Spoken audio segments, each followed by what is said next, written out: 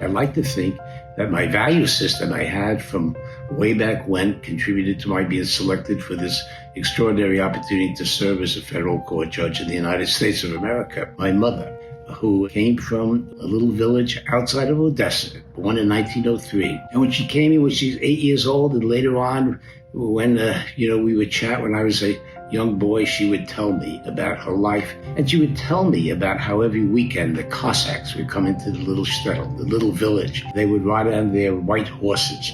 And my mother and her three sisters and of course her parents would hide under the bed while the Cossacks were just, rampaging through the little village.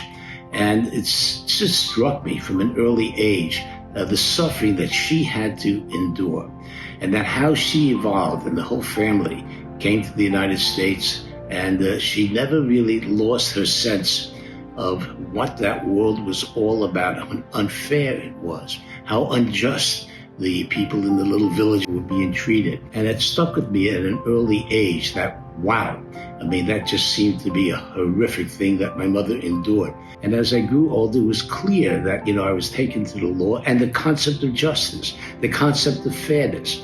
And my mother would speak to me all the time about that, and we would share what we thought was a value system about how important it was to stand up for your belief system, to do justice in this world, something which the Cossacks did not do. And there's no question in my mind as I sit here today that my mother really, really put me on the right track in thinking about what is justice, what is a good value system, how do you stand up in the face of oppression, how do you conduct yourself, how do you comport yourself.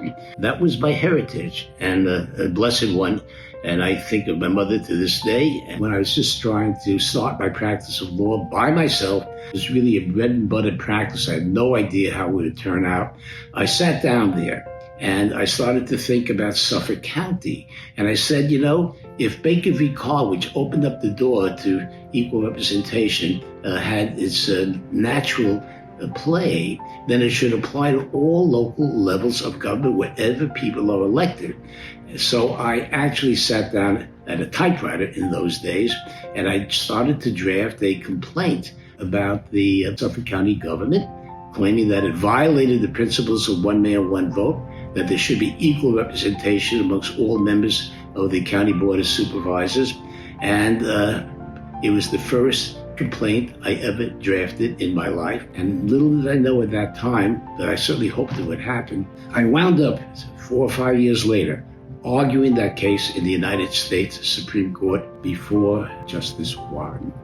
It led to the extension of the principle of one person, one vote to all elective levels of government, be it a city level of government, be it a county level of government, whether it was a school district that was based upon population votes, in addition, of course, to the state legislatures. I was really so happy that I had the opportunity, and whatever was that my mother instilled in me, a sense of justice and fairness, to do that. I am here today feeling really very good about me at this stage of life, knowing that I did not do what unfortunately so many people are doing in this world and in our country today, not speaking out for what they know is right, not having the courage, not having the sense of justice to stand up and be counted and damn the torpedoes, as the saying goes, because you will live better within yourself and our society will benefit if we all can really have the courage to do what we think is fair and what's just.